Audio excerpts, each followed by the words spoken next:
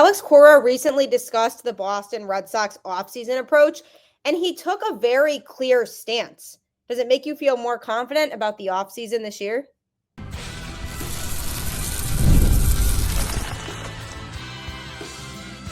You are Locked On Red Sox, your daily Boston Red Sox podcast. Part of the Locked On Podcast Network, your team every day.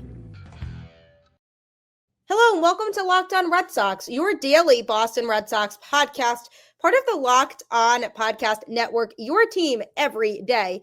I'm your host, Gabby Hurlba, aka Malajanian, and I am here to bring you the latest in all things Boston Red Sox, Monday through Friday, straight to your favorite podcast feed, and it's all free. So that's the best part. So you might as well check in because you have nothing else to lose, because Locked On is your team every day.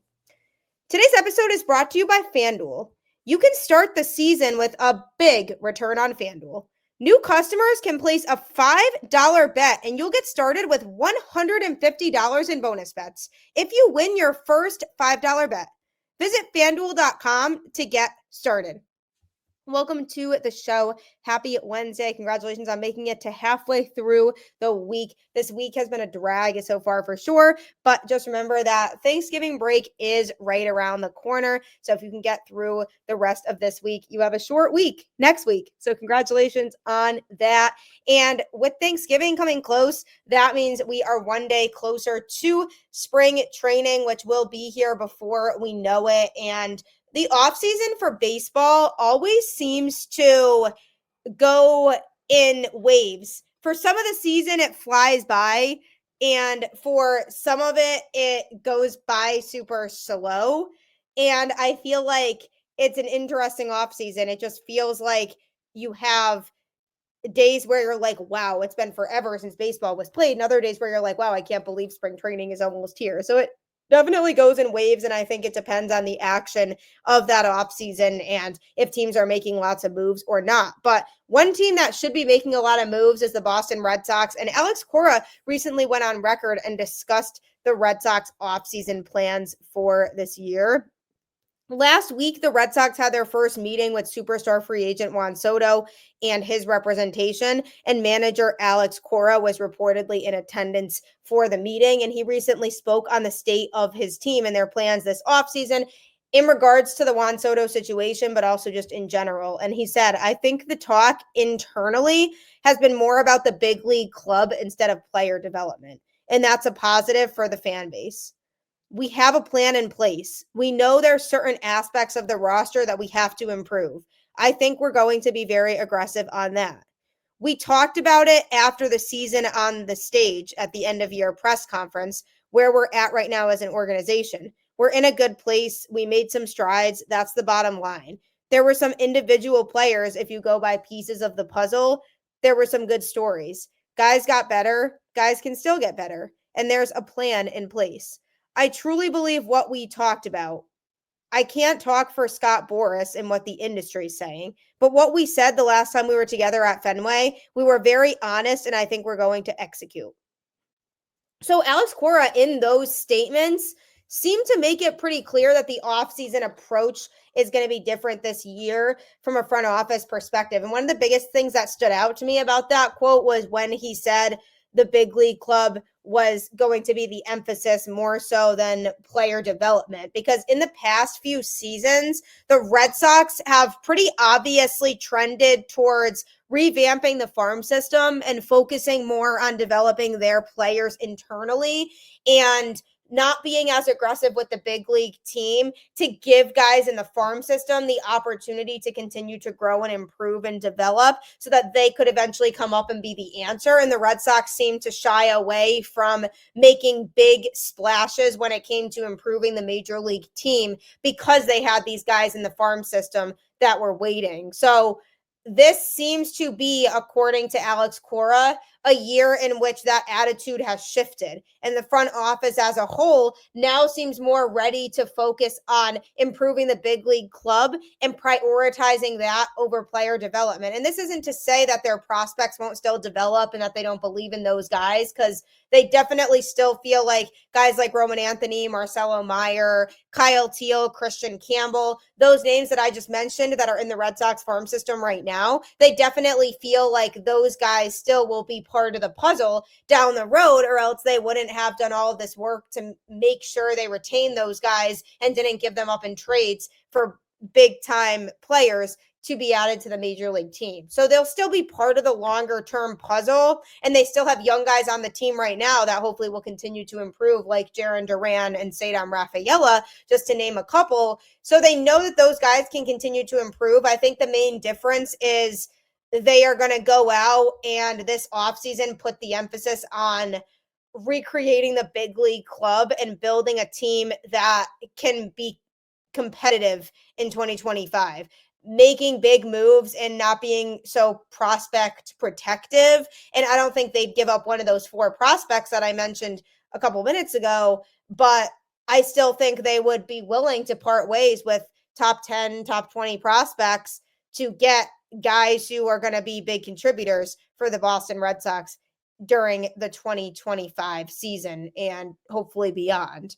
So Alex Cora's view on it was pretty adamant. He said they talked as an organization. They feel like they're in a good place. They have a lot of young talent and they have guys who are going to continue to improve. But this is the year in which they're going to focus on the big league club. Red Sox fans are very impatient now, and rightfully so, after 3 seasons of failing to make the postseason.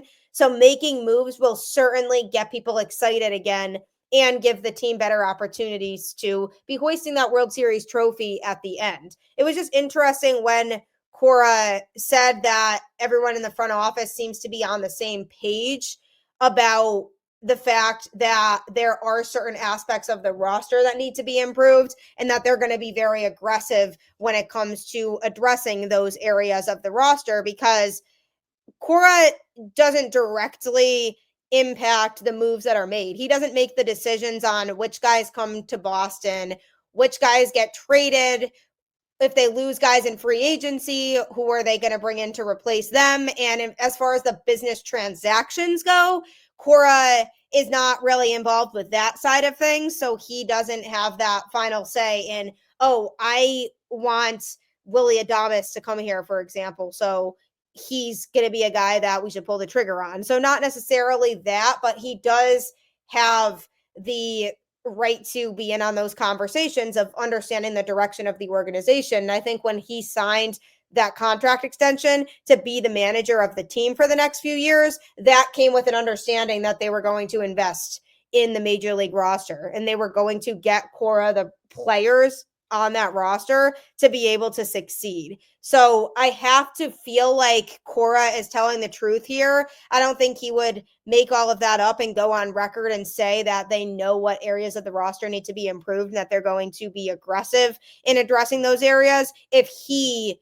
personally didn't feel confident that they were going to address those areas this offseason, because we know that those areas primarily include pitching and a right-handed bat. And I think when you hear some of the names that the Red Sox have been associated with, not even just Juan Soto, but others too, that you can feel pretty good about the fact that they're actually diving deep in this free agency period. And they're speaking to guys who are impactful that they know will instantly make the roster better if they come here. Now, obviously, the Juan Soto situation isn't fully in the Red Sox control. And ultimately, it's going to be up to him and Scott Boras and whatever team gives him the offer that makes the most sense for him. And some of that is out of the Red Sox control, but what they control is what they offer. And they need to be able to make a competitive offer that's at least enticing to him so that he's genuinely considering it. Because I'll be a lot less upset if Soto decides to go elsewhere, but the Red Sox were a close choice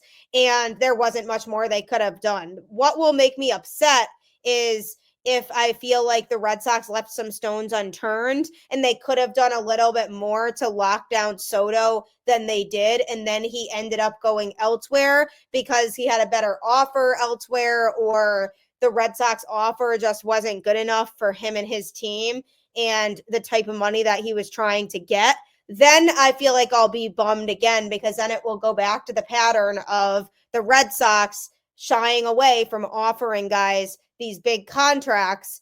And we know they have the money to be able to offer these guys the big contracts. And it came out recently that the Red Sox offer to Yamamoto last offseason was around $300 million, which is solid. He signed with the Dodgers for a little bit more than that.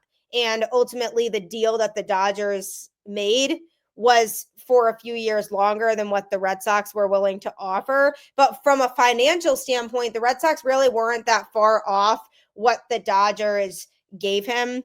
And that, to me, shows that they did have some aggression last offseason. And once they missed out on Yamamoto, they decided that it wasn't going to be a huge contending year for the Boston Red Sox. So then they shied away from making other big moves. But because they made that offer to Yamamoto last winter, I feel a little bit more confident in believing what Alex Cora is saying now, that they are focusing their attention to the major league team. So optimistic Gabby needs to believe that that's true. And I'm looking forward to seeing what some of those moves are that they do make. And if they really want somebody like Juan Soto, it's going to take some selling. And coming up, I'm going to be going over what some of the biggest selling points for the Boston Red Sox could be to convince Soto to be in a Boston Red Sox uniform.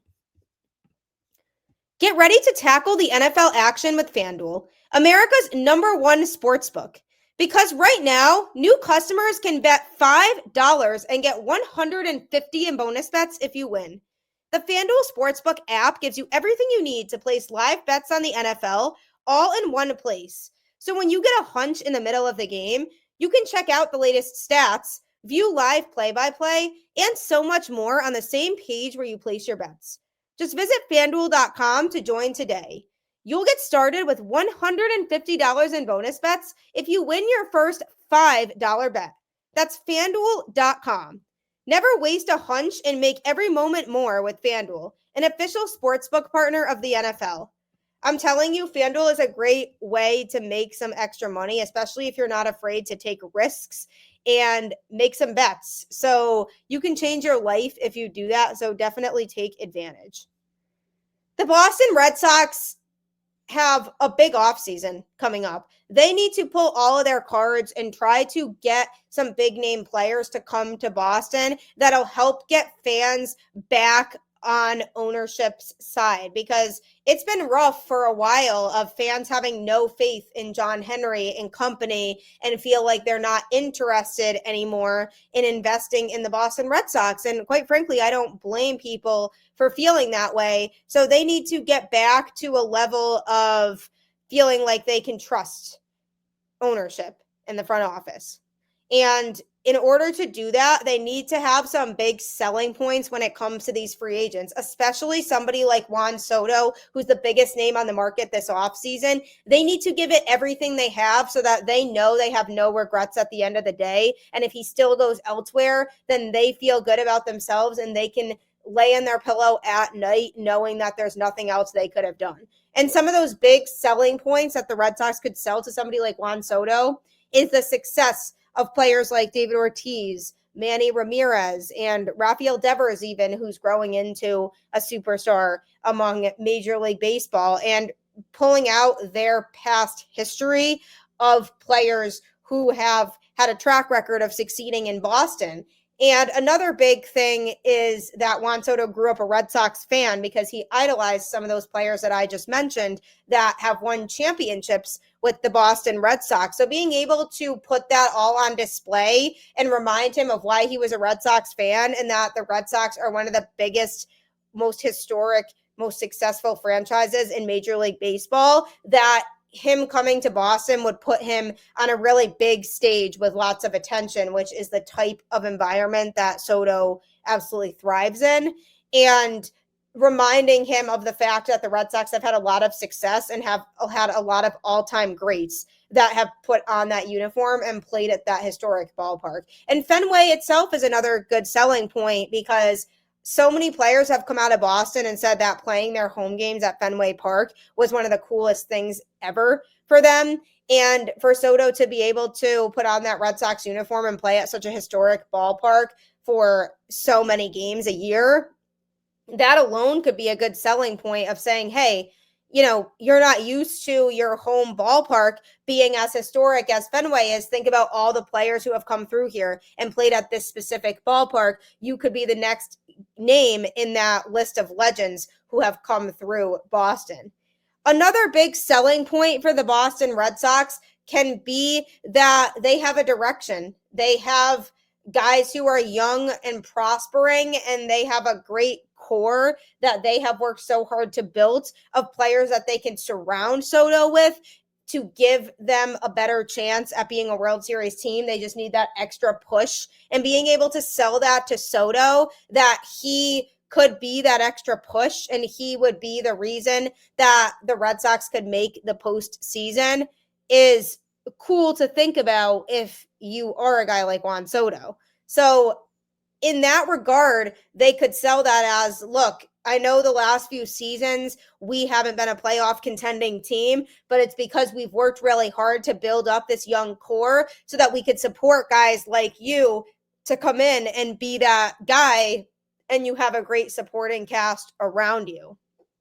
And speaking of Juan Soto being that guy, we all know that he would love to play somewhere where he could be the face of the franchise. And right now, the Red Sox face of the franchise is Rafael Devers, who signed a massive contract extension with the team. He's there to stay. They are trying to build around him and create a team that is going to have sustained success for years to come now. And the Red Sox can go to Soto and say, you could be the number one guy if you come to Boston. Yes, we have Rafael Devers, but he hasn't fully displayed the leadership qualities that a true number one face of the franchise would be showing. So you have the opportunity to come to Boston and take on that identity. Now, this might upset Devers a little bit. Who knows how he would feel about that, because he might feel like, this is my team and I'm the face of the franchise. Why are they trying to replace that? Or it might make Devers feel a little bit relieved, because he could say, well, I don't feel like I want all that pressure on me of being the face of the franchise. And it could elevate Devers' game a little bit by feeling like he's the number two guy and it's not all him that people are talking about. And I think it could be beneficial in regards to people relying so much on Devers that in 2024, when he wasn't delivering as many times as fans wanted him to, and his numbers were a little bit lower than fans wanted them to be, it's primarily because he was injured and he was battling something that was tough for him to navigate. And for him to come into the 2025 season, hopefully healthy, him having somebody alongside him that's at the caliber of Juan Soto could benefit his game, because he doesn't have as much pressure on him as a whole, and they could just help each other. And then you have that 1-2 punch, kind of like the 1-2 punch of Soto and Judge in New York. You have that 1-2 punch in Boston of Soto and Devers, who could both excel and be the dynamic duo in the lineup that nobody wants to face, because you could stick Soto in the lineup back to back with Devers, and those are two hitters that opposing pitchers just do not want to face, and it could help the Red Sox to win some more games. So there are lots of benefits to that, and I think the Red Sox could use all of that to sell this to Soto, and being able to say we are only a couple pieces away from being a true contending team, which is true. And the couple pieces away are pieces that they're hopefully going to be getting this offseason to put them in good shape for next year. Because Soto obviously wants to win. He doesn't want to go to a team that is in complete rebuild mode, that likely won't even be in the conversation for the playoffs for a long time.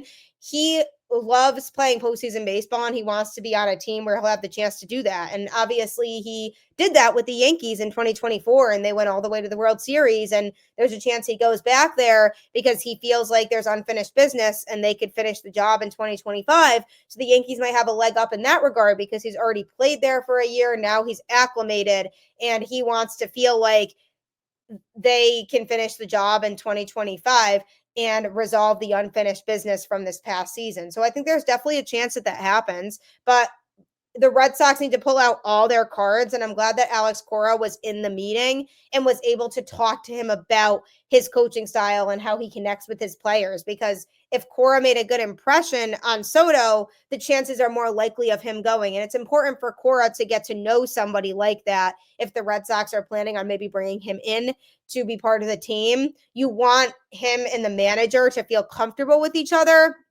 And Alex Cora hopefully got that in Soto's head that, hey, I care about my players and we are a very inclusive environment here in Boston. And I try to be more than just a manager to these players. Because I think that's something that's unique about Alex Cora that you don't see with a lot of managers across Major League Baseball, is that he really is a player's coach.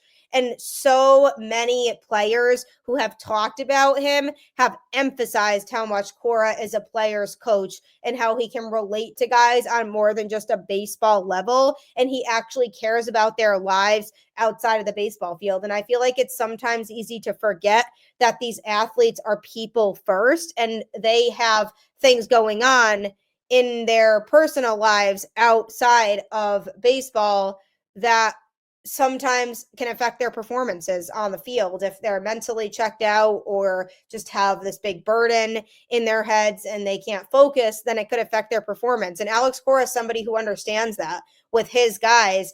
And even if they have something going on where they can't give baseball their full attention at the time because of something going on in their personal life, he still encourages them rather than trying to bring them down or just replacing them with another player. And I've seen and heard players talking about this with Alex Cora, players that I've spoken to and just media members around the organization that see the Red Sox in the dugout a lot with Cora and just the things he says to his players. And I think if Soto wants to be part of that type of welcoming environment where it's a family feel and these players are working together no matter what, whether they win, whether they lose, it could be a special environment for him to be a part of. And I think everybody in the Red Sox organization would welcome him with open arms if he were in that situation and were to become a player that was really paid attention to and valued in Boston. So I think it could be an environment that he thrives in. Unfortunately, like I mentioned before, certain things are out of the Red Sox control. Like if he and Boris decide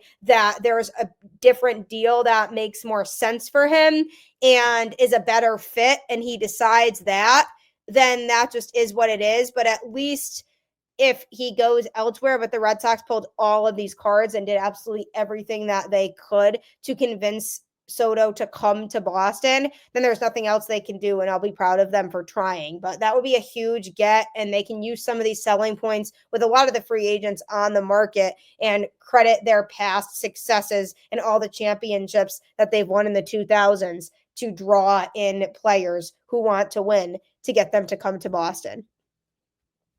As we think about the Red Sox roster starting to finalize, there's going to be some hard decisions when it comes to figuring out who's going to stay on the roster, who's going to go. So coming up, I'm going to be talking about a player whose status is unknown for 2025 and how the Red Sox might handle him. Don't forget, you can subscribe to Locked On Red Sox on any podcast platform wherever you listen to podcasts, including YouTube, Google Play, Apple, Spotify, you name it. You can get the show. I am available Monday through Friday, talking all things Boston Red Sox. And it's always a great day to be a Red Sox fan, as frustrating as things have gone in the last few seasons for Boston. We as fans at least know we can hang our heads on the fact that the Red Sox are the most successful organization in the 2000s, and we can at least know that it seems like the tune is changing in terms of how the front office is handling this offseason. So generally, if you want to continue to hear more about the Red Sox even through the offseason, I am here. Subscribe to Locked On Red Sox on any podcast platform, and I have you covered. We'll see what the Red Sox, if they have us covered for the 2025 season, and if they make the moves that we as fans would like to see them make, if they're all talk or if they really mean that they're going to go hard and get some of these players that they've been linked to this offseason. But they also, as part of the offseason, need to make decisions on their current roster and guys who are currently here, if they're going to stay, if they're going to go. And one player who is an interesting piece is Zach Penrod, a left-handed pitcher whose role with the club is uncertain right now in 2025. After another disappointing season, the Red Sox do have a lot of decisions to make, including which pitchers they're going to keep on the roster and in what roles for next year. And left-handed pitcher Zach Penrod is 27 years old, originally signed with the Rangers as an undrafted free agent in 2018. And then after he was released in 2020, he bounced around an independent league for 2 years before signing with the Red Sox in August 2023. He then made his MLB debut in September in a game against the Yankees. He appeared in 7 games, posting a 2.25 ERA while striking out 6.8 batters per 9 innings. In the minors, he had originally been in the rotation, but he was moved to the bullpen later in 2024, and he appeared as a pen piece when he was called up to the major league team in September. Chief Baseball Officer Craig Breslow said Penrod is a guy that we had seen when he first transitioned to the pen was touching upper 90s, and I think there's some more velo in there. While he did have success in a small sample size in the bullpen with Boston, Breslow isn't ready to commit to a role for him just yet for 2025. He said, "We're still talking through that.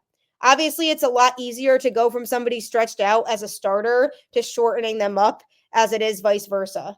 I think what we're mindful of is trying to avoid the situation where guys go back and forth. We talk about that every offseason. We talked about it last year and unfortunately still needed to yo-yo wink Josh Winkowski back and forth. And I think providing some stability and consistency to the roles will be helpful, but we haven't made a definitive decision yet." With the Red Sox in need of more bullpen help and looking at some of the top starting options, Penrod's future will likely depend on who the Red Sox can entice into joining the team this offseason. But either way, he'll have to prove he belongs if he wants to start the year in the majors. He definitely showed some impressive signs in that last month of the 2024 season when he got called up to the Red Sox major league team, and he left fans and the front office alike feeling pretty excited about him. But I really liked that part of the quote where Breslow said, "We are trying to avoid moving people around." And I've been waiting for them to say that for a while because I feel like that does nothing but affect these guys negatively. Like Garrett Whitlock, for example, a guy who has bounced around from the starting rotation to the bullpen and back and forth, and he hasn't been able to stay healthy. And when he has been healthy, it's affected him being able to bring his best stuff because early on he was only pitching out of the pen. Then they wanted to experiment with him as a starter and things started to go south a little bit for him. So he's the type of player that they need to make a decision on and keep it that way because it gets to be harder and harder for players to perform at the level that the team wants them to perform at if they're constantly bouncing around and going back and forth as a pitcher between the rotation and the pen because their entire routine changes, and that can be really tough. So Breslow's point was, with these pitchers, we're going to start making decisions on, are you a pen piece or are you a rotation piece? And I think that's going to serve dividends for the Red Sox as they navigate through the rest of this offseason. And basically, when it comes down to it at the end of the day with the Penrod situation, he's going to have to prove himself, and he's going to have a really good spring training if he wants to be a guy that the Red Sox call on in 2025 to start the season in the majors or get some sort of opportunity in the majors. And I don't think they'll make a decision on him until it gets closer to the season starting because they do need to see how their pitching staff pans out, who they're able to get from a starting pitching standpoint this offseason, who they're able to get from a reliever standpoint.